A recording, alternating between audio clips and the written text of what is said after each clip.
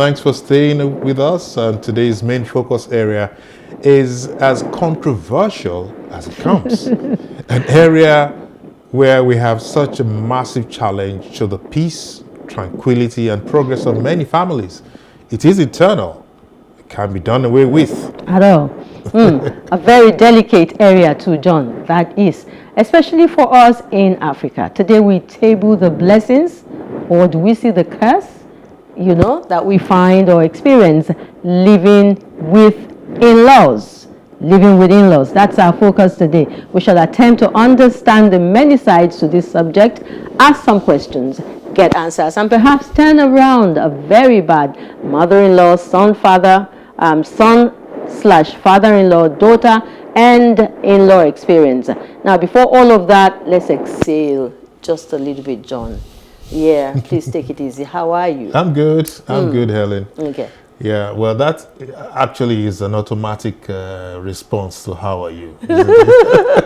That's you. It doesn't happen to everybody. Just a few days ago, my street was robbed.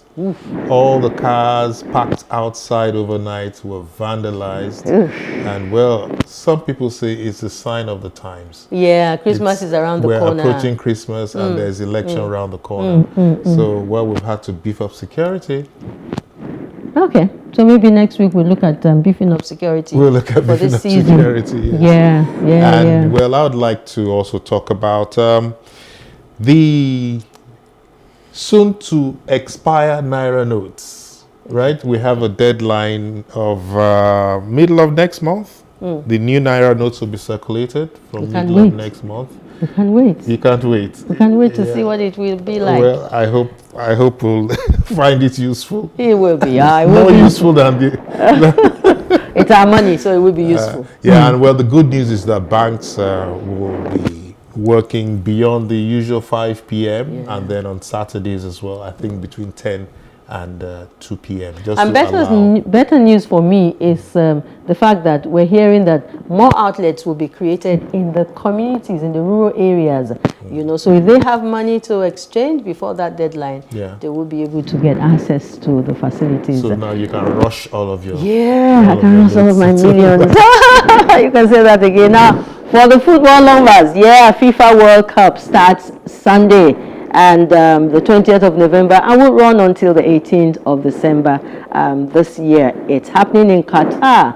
And unfortunately, Nigeria won't be shining there at all. So bad. Yeah, well, we'll enjoy. And that has all its implications. We'll enjoy the show. For the marketers of sporting activities and all that, Nigerian fans. All right. To a large extent, yes. All right, so we push on the show. Yeah, we push on, Helen.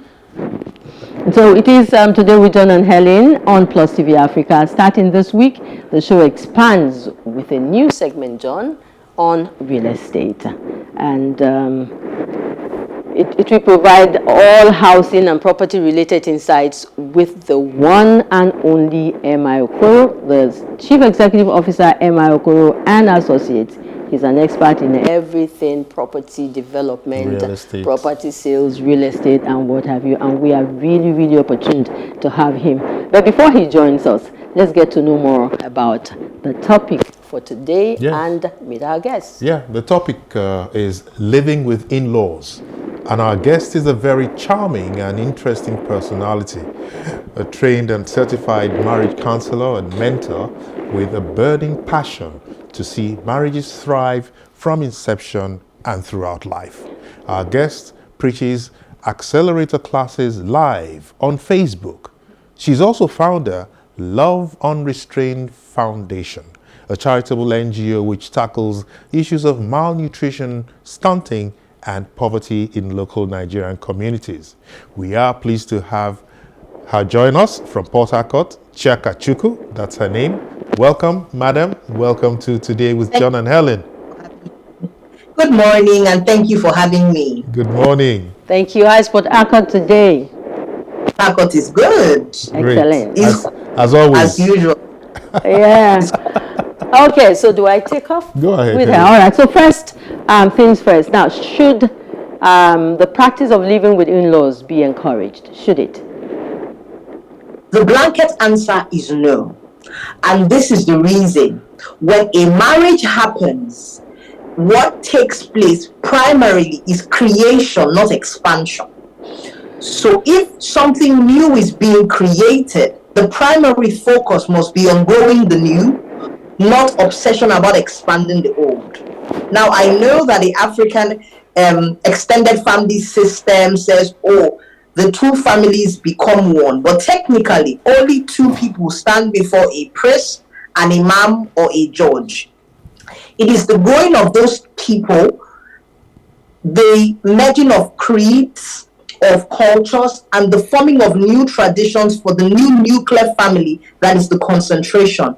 Now, for a majority of new couples, when they have the interjection of extended family at that initial stage where they have not developed their own internal culture, it creates an imbalanced system.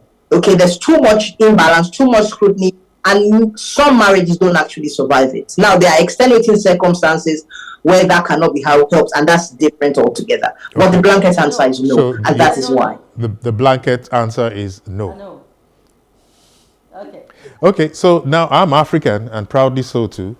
Now, in our African context, marriages are between families and not just the individuals, like the couple. Yeah. So how do we balance out, our idea of, marrying into families? The African belief. The African belief that you're not marrying an individual, you're marrying into a family. Yeah. How do we balance that out with, not having our in-laws come over and stay with us? Okay, so I really like that question because I get hit with that a lot in the work that I do, working with couples, married, and those intending to be married. Now, so let's first take the African tradition, African culture. The first question is, who made culture? Human beings. So culture is not enacted by God. Culture is an accepted way of living that people decided. Human beings like you and I decided. After all, several years ago in the African culture, it was tradition to kill twins in many parts. Do we now hold on to this tradition saying, let's throw away all twin babies born in 2022 because 100 years ago our ancestors did it? Tradition is only useful as long as it produces a working system. Now, back to what I said. Families get expanded during marriage, but the primary thing is that new families become created. That's why it's called a nuclear family. Now, the great question is that where is the balance? The balance is twofold. Number one is love. You must love because you're not a terrorist. And number two is boundaries.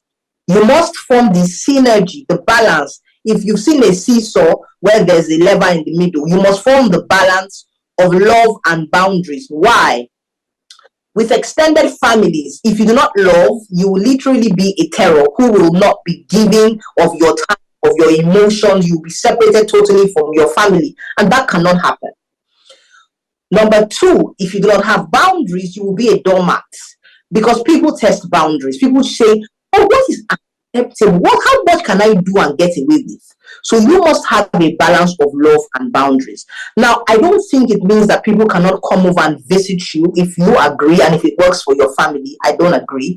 What I am vehemently opposed to is a couple, particularly a young couple, who are just starting their lives, who are just getting their wheels churning, who are just forming their own culture for their new nuclear family, being saddled by external family who have their own culture that may not work for them. I hope I made myself clear. You were talking about newly wedded couples, and so I will keep that in one hand. Now, acceptance by in-laws is one of the first challenges that the newlyweds face in marriages. Now, how is this achieved within the shortest possible time without compromise? Because it's very, very important that the new husband is accepted by the family of the new wife and vice versa. How do Truth be told, there will be some compromise. There will be. Because if you're coming from two different backgrounds, maybe two different cultures, there will be some compromise. However, acceptance is actually best secured before marriage. And I say this because there's an old adage where I come from that says it's difficult to learn to be left-handed in old age. So ideally, you should secure some sort of acceptance. I'm not saying that everybody should perfectly like you, but at least the nuclear family that your spouse to be is living should be reasonably accepting. And this is acceptance basically is gotten by respect. Basically, people accept you when you give respect and also when you expect respect. I see that sometimes in the African culture, people expect that respect be one-sided. It doesn't really work like that. So if you're going to be married to a family, respect that they are different, respect that their cultures and internal family traditions will be different. Don't try to change the wheel. Don't try to come into the family and say, oh no, we must turn around and behave like Germans because I lived in Germany. Meanwhile, the family grew up in Ogbomoso. So be respectful of their differences. This includes not making snide remarks. If you're from a different culture and respect is perceived a certain way, please tilt to that, whether you are a man or a woman. So that's how to, number one, gain respect. Number two, carry yourself with respect so that you are respected. Resist the temptation to behave like a doormat, whether you are about to get married or already married. If you've done it in the past, please start to dial back. Give respect to their own cultures and traditions. It doesn't mean bending over or breaking, but accepting that they are different and giving them permission to be different. Number two, treat yourself and carry yourself with respect. So anybody meeting you will know that this person needs to be respected. And then finally, and most importantly, the owner of the family. For example, if it is a man, he is primarily responsible for how his family treats his wife and vice versa. So the way that I portray my husband to my family is the primary message they receive for how they respect him. So each part of the divide, the husband and the wife need to take responsibility for carrying their spouse in a respectful way before their family. If you talk to your spouse disrespectfully, you look down on them, you treat them like their second option, you treat them like they don't really matter, guess what? Your family side will toe that line too. So I've said three things. Number one, if you're the spouse, you're getting married, please treat your spouse's own side of the family with respect. Respect their culture and their traditions. Number two, carry yourself with respect so that people respect you. Number three, and very important, each person has a responsibility to portray their spouse in a respectful manner before their own side of the family. Well, I would say that short of asking for a journal of procedure, it's so glaring that there's so much to put into integrating yourself into your in-laws, families, and things like that. Now, what usually are the expectations of in-laws in marriages, and how should this be spelled out? Honestly, the expectations are not set in stone. So they range from reasonable to ridiculous. So anything is possible. I've heard, oh, I need to be in every family meeting. I mean, so young couples, people who've been married 15 years, 20 years, sit with me, and they're still ironing out the fine lines. So the first thing is not to put yourself under too much pressure. You mustn't integrate in 2 weeks. Becoming one is a process. Accept that. Be patient. And then some things will never work for you, and so you know that. About spelling out expectations, I would be a little bit careful with asking the extended families to state their expectations categorically. The reason being, it is your nuclear family. You set the boundaries. The husband and his wife set the boundaries, not the other way around. So what would happen is that as you're showing love, as you're being kind, as you're caring, when they cross a boundary line, you lovingly tell them, mommy, daddy, sister, brother, uncle, auntie, no. For my husband and I, this doesn't work for us. We cannot be at Newi every 3 weeks because we must attend the family church in the village. It doesn't work for us. We live in and work in Lagos. We can't be on the road. We can't afford the airfare. We have young children, so the answer is no. All right. So when it comes to expectation, sometimes you have to wait for it to show up, and then you decide, am I going to take this or am I going to let it slide? Okay, thank you so much. Now, Some say there are positives, just like life. There are positives and there are negatives, especially in living with in-laws. Please state some of them, the negatives and the positives. There are positives. The positives, when I say positive, I'm hoping that they are short visits, not extended visits. Like I said, they are extenuating circumstances. When my children, who are the younger generation, our children interact with the grandparents, there's a lot of transgenerational wisdom that is passed on. I feel like older elderly people have a lot of patience that we struggle to have. I feel like the kind of wisdom that a grandparent can pass to their granddaughter, grandmother, or that aunties and uncles, when we interact with cousins, we relate. There's this love bond, and there's a lot of wisdom passed on to the second and third generation, basically by that interaction. Another positive of being around in-laws, maybe living with in-laws, is security. When children grow up seeing a lot of family, they instantly interpret that as security. Oh, we're all together in this, we all love each other. Grandma is next door, or grandma comes over every 2 weeks, or we can easily walk to auntie's place, or my auntie lives with them. Then another side of the security is that a lot of people are suspicious in these times. Many times people trust their own family to maybe look after their businesses or their children when they're totally unable to do that. So those are the positive sides. So on the negatives is that basically familiarity brings contempt. When people are too much in your space, there's gonna be some friction, which many times can be blown out of proportion, and there are many reasons for that. And we may not go into all of those reasons. We may not be able to go into all of that. Yes. But you see, at times like this, I remember my mother, God bless her soul. 5 boys, 1 girl. She loved all of her boys so much. But you see, when we started living one after the other, loyalty started shifting from mother to our spouses. Now, loyalty itself changes base, when one gets married, from family to spouse. Yeah. So how can this shift be best managed? Could you tell us? Yes. So for the shift to be best managed, ideally, once you become an adult in your own right, you need to get some emotional independence. And what that means is that you need to be able to take decisions without leaning towards mommy and daddy. Now, while they may be your nuclear family, by the time a woman or a man has finished school, is in their 20s already, I don't expect that when he wants to rent a house in Lagos Island, he will call his mommy and ask her, "Mommy, do you think I should rent a house or not rent a house?" So if you slightly start to emotionally detach, it shouldn't be a big deal.